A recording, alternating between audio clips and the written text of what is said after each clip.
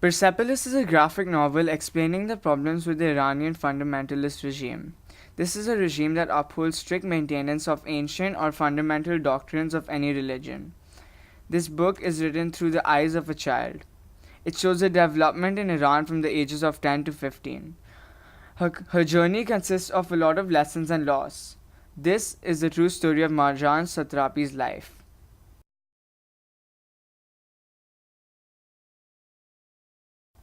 The chapter that I'm analyzing is called the passport. The name is a symbol to how it is the only way one may be able to escape the government's oppression. It starts off with the family sitting, and Uncle Taher is discussing the war, what he has witnessed, and how it has affected him. Later, when Marjane and her parents are discussing the situation that Uncle Taher is in and Marjane's blunt attitude, they receive a call that breaks the tragic news of Uncle Taher's third heart attack. The hospital says that he needs to be taken to England for proper treatment. The entire family tries to find hope, while Marjane and her father bring that very hope by trying to make a fake passport for Uncle Taher so that he can go to England. But because of a few series of unfortunate events, the fake passport was never made, and Uncle Taher passes away on the same day as his real passport was arriving.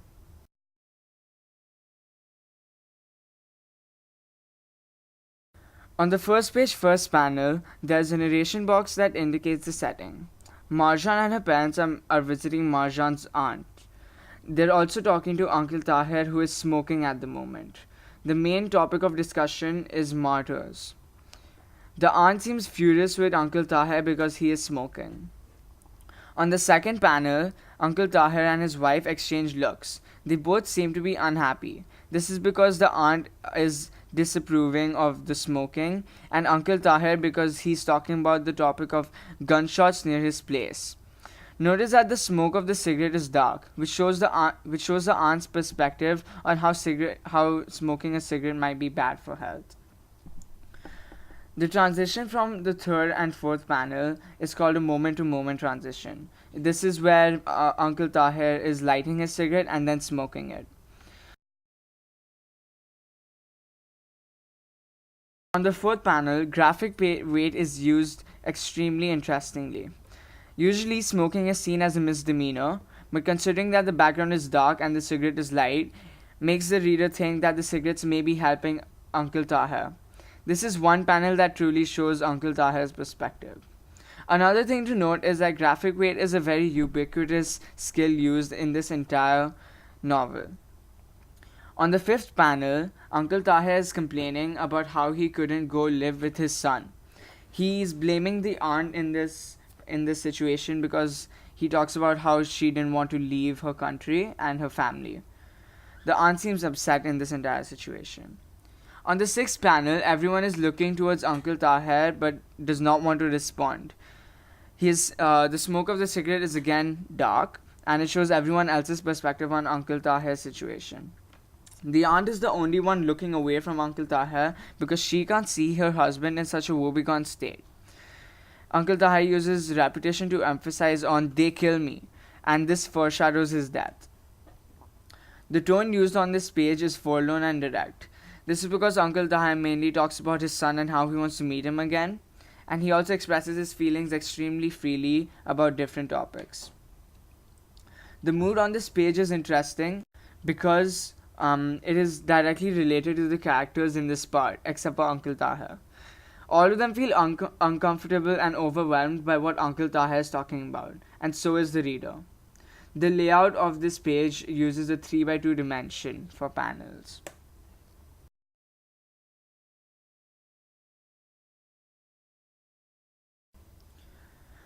On the second page, there's a narration box that indicates that this moment happens a few days after their meeting with Uncle Taher and their aunt. On the second panel, Marjane's parents look worried, but Marjane is irritated by the conversation. She makes a sound that indicates this. This is a proper use of onomatopoeia, and it's a common skill that is used in a lot of literature. On the third panel, the entire background becomes dark, and it helps represent the bluntness of Marjane's thoughts. On the fourth panel, the mother is giving advice to Marjane, which may be to prove to her that she still needs her parents. And Marjane takes the advice but seems crestfallen by her expression because she did not want to. The fifth and sixth panel both use foreground, midground, and background. Foreground is Marjane walking away, but her eyes are still pointing towards the parents, indicating that she can still hear them. Whilst in the midground, the parents are talking about Marjane's attitude, and the background, which is dark, contrasts with the father's positive opinions on Marjane's attitude. On the seventh panel, while the parents are having a heartfelt moment, the telephone rings, which is not shown in the frame. This is shown by a zigzag bubble, which helps the reader understand that the ringing is loud and sudden. On the ninth panel, there's another zigzag bubble used with enlarged text because Marjane's father is extremely shocked and may be loud. The tone used on this page can be divided into three parts. The first is worried because all of them are worried about Uncle Taher. Then affectionate because the husband and the wife are having a heartfelt moment. But then it takes a turn and it ends with a frightened tone because everyone doesn't know what has happened and what Marjane's father has heard. The mood on this page is anxiousness because the reader keeps worrying about Uncle Taher and when the parents are explaining his situation. Later on, when Marjane's father picks up the phone, the readers are again anxious about what happened. The layout of this page uses panels in a 3x3 dimension.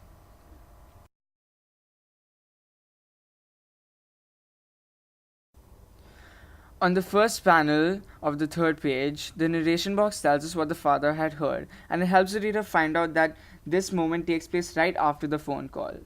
The car in the air and the movement lines behind the car tell us that the car is moving extremely fast. In the second panel, the zigzag bubble along with the huge bold text shows that the man is using a huge megaphone to scream, "Give blood!" The narration box helps us understand that there are a lot of the war wounded. That's why there were a lot of Red Crescent trucks. The third panel is a moment-to-moment transition from the second panel. The same zigzag bubble is used with the same text. Marjane feels angry and embarrassed because the megaphone was extremely annoying and because she was unable to help the wounded. In the fourth panel, Marjane starts to feel even worse because of the patients who were injured severely and are not getting proper treatment. There isn't enough space in the hospital for all of them. An ellipse is used by the receptionist that shows that she is searching up the room that Uncle Taher is in. From the fifth to seventh panel, all the panels don't use any text or any speech bubbles. It's just images. All the panels show their journey to room 342 where Uncle Taher is. There are injured people everywhere and it is evident that there isn't nearly enough room for them. We can relate this to the previous pages because the book talks about the keys to paradise. And it said that thousands of young kids were killed by sending them into war by giving them hope that they will get into paradise because of some keys. The reason for the overflow of bodies may be because of the kids who were sent to the war. The tone on this page is embarrassed and gloomy. This is depicted by the family in the hospital where there are people lying around everywhere and they are unable to help them. The mood on this page is anxiousness, which is carried on from the previous page as the reader is still worried about the situation. The layout of this page uses panels in a 3x2 dimension except for the last row which uses 3 panels.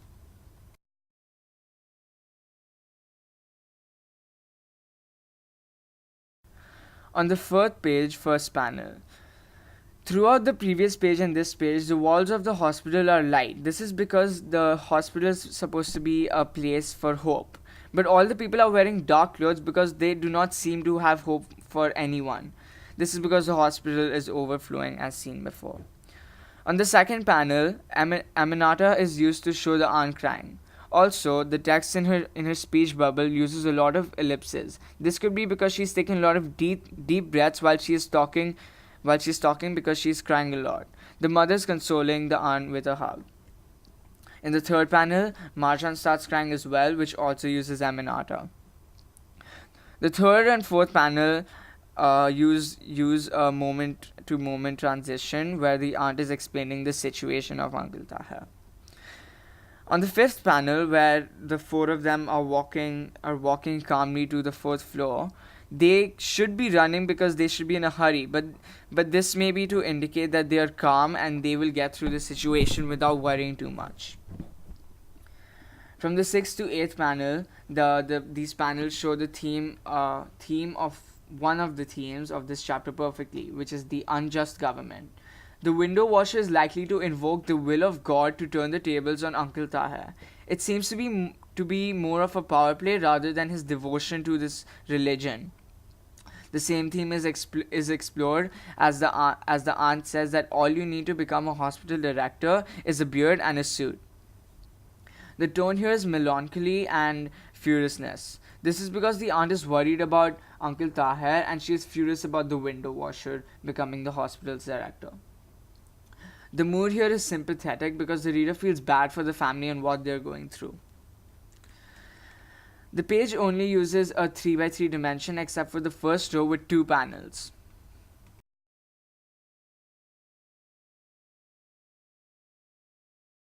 On the fifth page, first and second panel, the entire panels have a dark background and so do the characters as they're wearing dark clothes.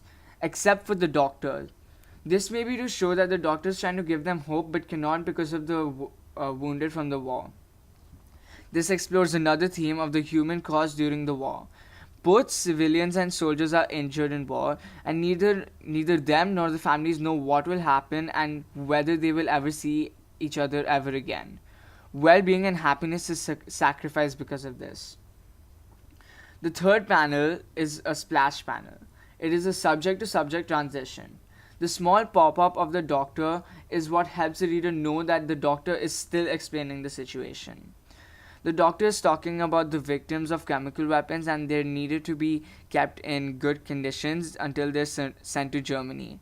He uses a metaphor for these victims by calling them veritable human guinea pigs because he thinks that they're almost like test subjects to the German. On the fourth panel, the aunt is screaming at the doctor. This is shown by the zigzag bubble. She is screaming with reason as many people do want to see their loved ones to be treated properly. But with the supplies on the low, they can't. The fifth panel uses graphic weight excellently. The mother and the aunt are in front of a dark background because they don't seem to have any options on how to save Uncle Taher, while Marjane and her father are running by a light background because her father has an idea that might be able to save Uncle Taher. The tone here is despondency, because the aunt has lost some hope in the survival of Uncle Taher, and so has the doctor for the wounded from the war. The mood on this page is disappointed and somber because the German using the humans and the loss of hope for Uncle Taher really has disappointed the readers. This page only uses panels in a 3x2 dimension except for the splash panel in the middle.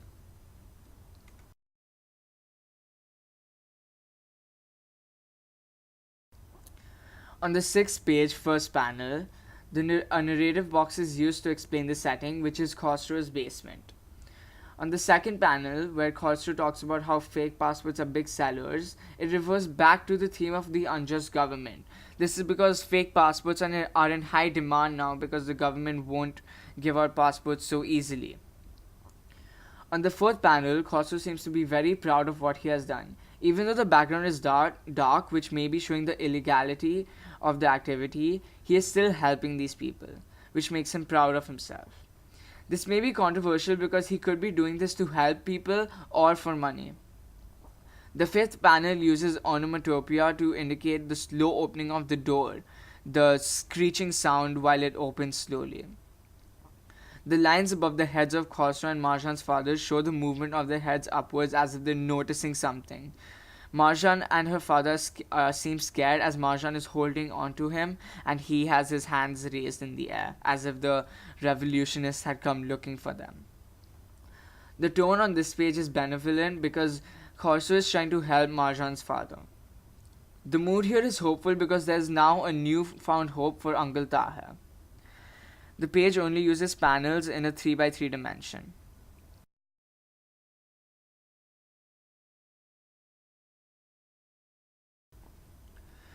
On the 7th page, first panel, the background is light for the entire page. This is because there's a newfound hope to save Uncle Taher.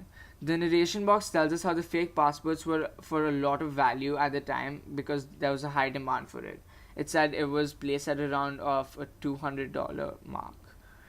The second panel uses lines to indicate the movement of the aunt's hand, signaling them to come in. The third panel is another splash panel.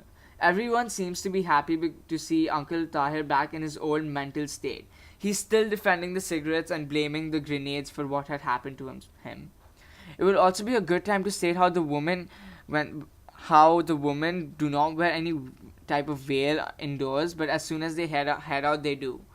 Marjane, on the other hand, is wearing a checkered veil, which may be her way to tell everyone that she's wearing the veil, but she is rebellious and she has hope for Uncle Taher. On the fourth panel, Uncle Taher seems to be talking calmly, but the heart rate monitor shows that he is extremely worried about something. This could be minor foreshadowing for the next panel. The fifth panel, it was foreshadowed that Uncle Taher was worried about something, and he was worried about him asking for his last wish to meet his son. This is because he does not believe that he will make it. This breaks everyone down into tears. The tone here may be zealous because Uncle Taher is trying to meet his son for the last time, and the rest of the family is waiting for the passport. The mood here is loving and depressed because it hurts the reader to see a family that may lose someone when someone has the last wish to meet their son, but the entire family is still together with hope. The page only uses panels in a 3 by 2 dimension except for the splash panel in the middle.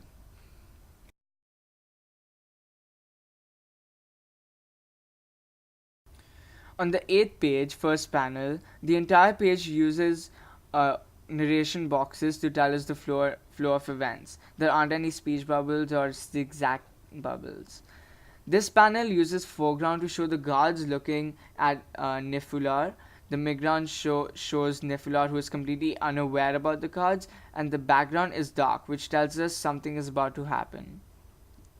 In the second panel, graphic weight is used to contrast the guards from Nifular.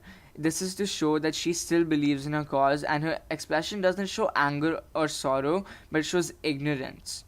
In the third panel, you can see that Nifular's body is at an angle, which can be assumed that she is falling down because she was executed. Fourth to sixth panel, which shows Khosrow's journey to Sweden, his expressions are to be noted. At first, he seems worried and sad because his house was ransacked. And then he seems confident and focused as he's going up the hill with a horse. And finally, he's happy as he has reached Sweden. The contrast on both on the first row and the second row on this page is extremely noticeable. Nifular's story ends with an execution, and Khosrow's story ends with a nice life in Sweden. In the seventh panel, which is a splash panel, there's a lot of contrast used. It is also one of the main reasons why I chose to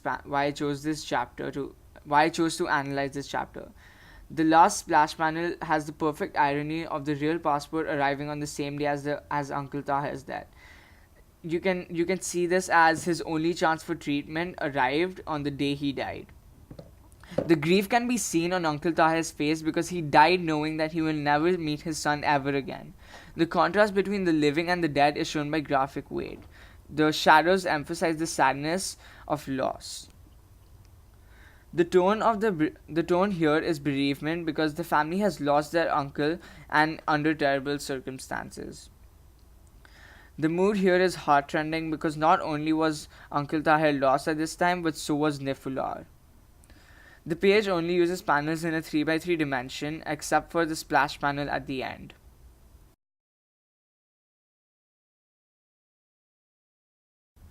Now I will be comparing the movie of Persepolis to the book. The movie decides to skip the meeting of Marjane and her parents with the aunt and Uncle Taher, where they talk about his son and his heart attacks. It also decides to skip the phone call where Marjan's father understands that Uncle Taher has had a third heart attack. It also decides to skip the doctor's explanation on the war wounded by the chemical weapons, and it decides to use use a patient running through the doors of a hospital who is covered in bandages, just like the one seen in the book for the chemical victims.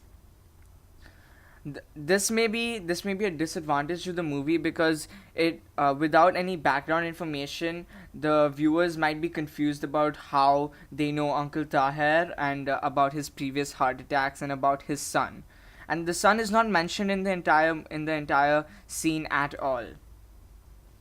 One advantage for the movie is the animation and the tone in the voice, which emphasizes the sadness. The tears move slowly, and the voice has cracks which can indicate the crying and the sadness in the characters. Also, the sad violin music in the background also emphasizes the situation. There is an added scene in the movie where Marjan is watching a movie with her grandma, and it is about a dinosaur destroying a city. The grandma has different views on Uncle Tahir's situation. She believed that because his son left at such an early age, his heart must have stopped working right then and there, and he should have been long dead by now. She also talks to another man who is selling them corn, and the man says these barbarians should be executed. The grandma says your lips to the to God's ears. This must have been an important scene as this is not incorporated in the book. Marjan must have forgotten to add that part in the book, but as the movie comes after the book, you can see that Marjan has added that scene in the movie. Graphic weight is not used very in a very detailed manner in the movie because movies tend to focus on the content of the dialogues rather than other things like background and color contrasts. This was my analysis on the chapter The Passport in Persepolis. I'm Arish Kumar. Thank you.